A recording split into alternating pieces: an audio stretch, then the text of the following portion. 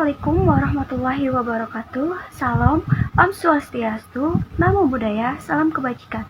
Perkenalkan, nama saya Deswita Putri Natasha dengan NPM 2024145000568 dan rekan saya. Hai, nama saya Syakira Nur Amalia dengan nomor NPM 20241415538. Kami dari kelompok 14 ingin mempresentasikan hasil diskusi kami mengenai green marketing. Selamat menyaksikan. Apa sih green marketing itu? Green marketing atau bisa juga disebut dengan environmental marketing didefinisikan sebagai kompetensi dari semua aktivitas yang mendesain pelayanan dan fasilitas bagi kepuasan kebutuhan dan keinginan manusia dengan tidak menimbulkan dampak pada lingkungan alam, menurut Polinsky pada tahun 1994. Green marketing merupakan aktivitas yang berorientasi kepada pelestarian lingkungan. Artinya, sejauh mana marketer dapat mencari cara untuk membuat dan memasarkan barang dan jasa yang ramah lingkungan. Pada intinya, green marketing tidak hanya sebatas pada aktivitas pemasaran dan komposisi atau karakteristik produk yang dihasilkan saja, namun juga pada proses dan teknis e-produksinya. Dalam marketing, ada istilah positioning yang berarti kedudukan perusahaan terhadap konsumen, rival, perusahaan lain, organisasi atau lembaga, maupun pemerintah. Isu lingkungan hidup bukan hanya saja untuk membangun citra dan image baik, bahkan bisa dijadikan dasar positioning yang kuat bagi perusahaan, apabila jika isu lingkungan menjadi kebutuhan konsumen. Prinsip green marketing. Pada prinsipnya, strategi pemasaran green marketing adalah kampanye menyeluruh untuk mengajak dan mengupayakan pelestarian lingkungan yang bersifat jangka panjang. Green marketing bukan hanya sebatas kegiatan perusahaan mengeluarkan produk yang ramah lingkungan saja, tetapi sebagai sebuah proses yang menyeluruh yang meliputi seluruh rangkaian proses produksi. Penerapan green marketing tidak hanya ditujukan bagi konsumen saja, tetapi juga ditujukan untuk seluruh karyawan internal perusahaan.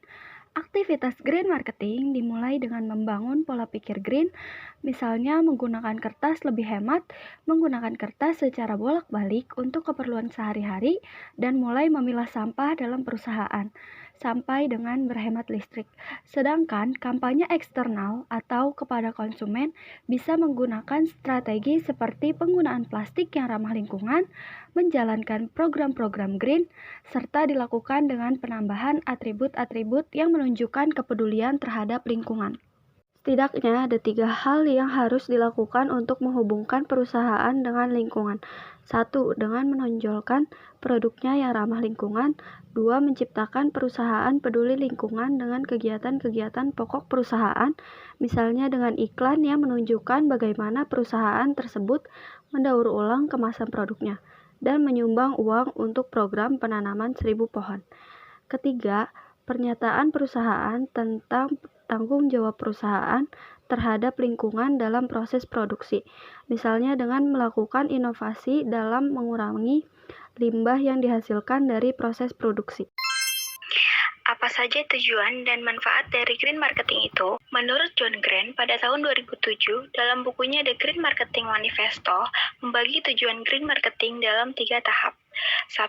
Green, bertujuan ke arah untuk berkomunikasi bahwa merek atau perusahaan adalah peduli lingkungan hidup. Tahapan ini merupakan tahapan awal bagi perusahaan yang menerapkan konsep green marketing. Kedua, greener. Selain untuk komersialisasi sebagai tujuan utama perusahaan, tetapi juga untuk mencapai tujuan yang berpengaruh kepada lingkungan hidup. Perusahaan mencoba mengubah gaya konsumen dengan mengkonsumsi atau memakai produk, misalnya penghematan kertas menggunakan kertas bekas maupun kertas daur ulang. 3. Greeners. Selain untuk komersialisasi sebagai tujuan perusahaan, tetapi juga untuk mencapai tujuan yang berpengaruh pada lingkungan hidup. Perusahaan mencoba merubah gaya hidup konsumen, misalnya penghematan kertas, menghemat air, dan listrik penggunaan AC. Lalu selanjutnya ada manfaat menerapkan green marketing. Yang pertama, memiliki brand value yang positif. Brand yang memiliki nilai dan manfaat baik dapat mengakuisisi pelanggan dari berbagai segmentasi pasar. Strategi marketing ini akan membantu perusahaan bersaing dan menciptakan segmentasi pasar sendiri dengan tetap mempertahankan pelanggan lama. Yang kedua, membentuk loyalitas pelanggan. Pelanggan yang puas dengan produk dan pelayanan cenderung akan loyal dengan pilihan produk mereka. Terlebih jika sebuah brand memiliki value yang merepresentasikan ide yang mereka dukung atau percaya. Dalam hal ini, kelestarian lingkungan dan manfaat berkelanjutan. Yang ketiga, bentuk komitmen menjaga lingkungan. Tujuan dari strategi promosi pemasaran ini adalah untuk menjaga ketersediaan sumber daya dan lingkungan. Jadi, tentu saja tipe promosi ini akan membawa kebaikan bagi lingkungan. Yang keempat, memperluas pangsa pasar. Memperluas pangsa pasar adalah strategi untuk memperbesar perusahaan dengan memperluas pasar bagi produk atau layanan yang dihasilkan. Pangsa pasar atau market share adalah bagian total permintaan konsumen terhadap suatu produk.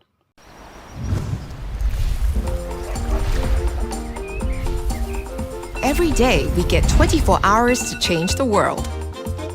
With the power of choice, it's a race against the clock to protect all that we love and care for. And there are many ways about it, so go green your way. Not sure how to start? Take a leaf from those around. Turn the corner down the block. Recycle more and recycle right. Use your hands for a simple fix to keep the things you love going. Power up your day. It's a breeze at 25 degrees. Power down the lights when you're out and about. Take a trip down our waterways. Clean up as you cruise along. Spot some wildlife if you can. Eat fresh, support local. Give ugly food a second chance. Why not learn to grow your own? Here's to the beauty of choice. Old is gold. Make things last. A few more stitches, and it's as good as new. Go green in style. Go green your way. Make a difference and reuse that bag. Clean up each time you eat or drink, just as you would at home. Wash up, don't let it run. Recharge under the shower. Short and sweet. Going out? Move your body, clock some steps. It's never too early to start them young. Time's a ticking. Choices are waiting. There's no time to lose.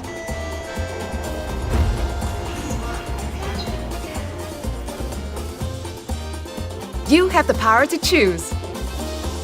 Go green your way. Faktor penentu penerapan green marketing. Menurut Polonsky, pada tahun 1994, ada 5 faktor yang mempengaruhi perusahaan untuk menerapkan green marketing. 1. Faktor peluang. Meningkatnya kesadaran konsumen terhadap lingkungan alam menimbulkan perubahan perilaku dalam pembelian mereka. Konsumen yang menyadari arti pentingnya lingkungan bahkan mau membeli dengan harga premium, tentu saja dengan tidak mengabaikan kualitasnya. Sehingga, perusahaan menganggap hal ini merupakan peluang yang baik untuk memenangkan persaingan dan mencapai tujuan perusahaan. 2. Tanggung jawab sosial. Perusahaan dalam hal ini dapat memilih 2 alternatif perspektif yang akan digunakan. Pertama, perusahaan mengkomunikasikan kepedulian mereka terhadap lingkungan hidup kepada konsumen dan masyarakat sebagai alat pemasaran. Kedua, perusahaan bertanggung jawab pada lingkungan hidup tanpa mempromosikannya. Sebagai contoh, Body Shop dengan gencar mempromosikan bahwa mereka bertanggung jawab kepada lingkungan dengan sedapat mungkin menggunakan sayuran sebagai bahan dasar kosmetiknya dibandingkan penggunaan hewan. 3. Tekanan pemerintah. Peraturan pemerintah didesain untuk melindungi konsumen dengan jalan mengurangi produksi produk yang merusak lingkungan, mengubah perilaku konsumen dan industri dalam penggunaan atau mengkonsumsi produk yang merusak lingkungan, dan meyakinkan konsumen kalau mereka memiliki kemampuan untuk menilai produk terkait dengan pemeliharaan lingkungan hidup. 4. Persaingan. Perusahaan berusaha untuk menyamai bahkan melebihi pesaing dalam menerapkan konsep green marketing. Dalam hal ini, tekanan persaingan akan menyebabkan beberapa perusahaan memodifikasi dan mengurangi perilaku yang merusak lingkungan. 5. Biaya dan keuntungan. Perusahaan juga menggunakan konsep green marketing untuk dapat mengurangi biaya dan atau meningkatkan kemampuannya dalam menghasilkan laba. Perusahaan yang dapat mengurangi limbah yang dihasilkan dalam proses industrinya bisa menghemat biaya. Biasanya, minimalisasi produk sampingan dilakukan dengan jalan menguji kembali produksi yang dilakukan, sehingga terdapat penghematan biaya berganda, yaitu mengurangi limbah dan menghemat material. Apa kendala dalam penerapan green marketing? Kendala penerapan green marketing menurut Polonsky 1994 mengatakan bahwa dalam penerapan konsep green marketing terdapat beberapa permasalahan yang dihadapi, yaitu A. Perusahaan yang menggunakan green marketing harus yakin bahwa tindakan mereka tidak menyesatkan konsumen dan industri, dan tidak melakukan pelanggaran terhadap peraturan atau hukum yang berlaku pada pemasaran lingkungan. Yang B. Perusahaan saat memodifikasi produk sesuai permintaan ataupun persepsi konsumen, tapi ternyata produk tersebut juga tidak lebih baik daripada produk konvensional karena konsumen memiliki persepsi yang salah. Jadi perusahaan harus memiliki pengetahuan yang baik sehingga dapat mengambil keputusan dan tindakan terhadap lingkungan yang benar. Yang C. Peraturan pemerintah yang didesain guna memberikan peluang kepada konsumen untuk membuat keputusan yang lebih baik atau memotivasi mereka untuk lebih bertanggung jawab terhadap lingkungan hidup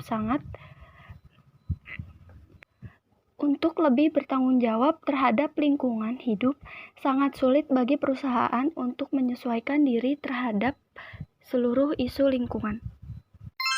Sebagai seorang marketer, dituntut untuk dapat menganalisa, mengaudit pasar dengan jeli agar dapat menarik konsumen. Setiap perusahaan memiliki strateginya masing-masing dan pada umumnya memiliki 4 prinsip sebagai berikut. A. Produk. Tujuan lingkungan yang ingin dicapai dalam merencanakan produk adalah untuk mengurangi penggunaan bahan baku dan polusi yang dihasilkan, serta untuk menjaga konservasi sumber daya yang langka, menurut Kertajaya pada tahun 2000. B. Waktu dan tempat. Memilih kapan dan di mana produk akan diluncurkan memiliki pengaruh yang sangat besar terhadap konsumen. Beberapa konsumen bahkan rela mengeluarkan uang lebih jika kita tepat memilih isu yang ada. C. Harga penetapan. Harga merupakan hal yang penting dan sensitif dalam pemasaran. Kebanyakan konsumen hanya mau membayar lebih jika ia mendapatkan keuntungan ekstra. Keuntungan di sini bisa saja dengan penampilan menarik, keunggulan fungsi, desain, dan rasa. Keuntungan-keuntungan yang diinginkan konsumen tersebut sudah harus disiapkan sebelumnya ketika ingin menaikkan harga barang. D. Promosi. Perusahaan harus menciptakan promosi yang ramah lingkungan dan tepat sasaran, seperti 1. Iklan yang menggambarkan hubungan antara produk yang dipasarkan dengan lingkungan atau sumber daya. 2. Mempromosikan gaya hidup ramah lingkungan atau green lifestyle dan menempatkan produk tersebut di dalamnya. Unilever. Unilever merupakan perusahaan yang menggunakan pemasaran ramah lingkungan karena telah menerapkan sejumlah praktik ramah lingkungan. Unilever menggunakan bahan-bahan yang hampir 75% limbah produksinya telah disalurkan kepada pusat daur ulang. Mereka ingin memastikan bahwa tidak ada limbah dimanapun hingga pada tahun 2039. Mereka juga telah menunjukkan minat untuk menurunkan jumlah emisi gas rumah kaca dengan pemasaran-pemasaran ramah lingkungan. Strategi pemasaran Unilever tidak hanya meningkatkan citra mereknya saja, namun juga membuat masyarakat di seluruh dunia lebih sadar terhadap lingkungan. Menggunakan strategi pemasaran ramah lingkungan ini dapat membantu mendatangkan banyak pelanggan dan meningkatkan penjualan. H&M telah membuat banyak perubahan pada kebijakan dan praktik lingkungannya. Hal ini membuat mereka dikenal sebagai salah satu perusahaan paling peduli di dunia terhadap lingkungan. Mereka diketahui membuat hampir separuh pakaian mereka untuk bahan yang baik bagi lingkungan. H&M juga memulai program yang memungkinkan orang mengembalikan pakaian lama mereka untuk didaur ulang. Beberapa pakaian H&M terbuat dari kartun organik dan polyester yang telah digunakan sebelumnya.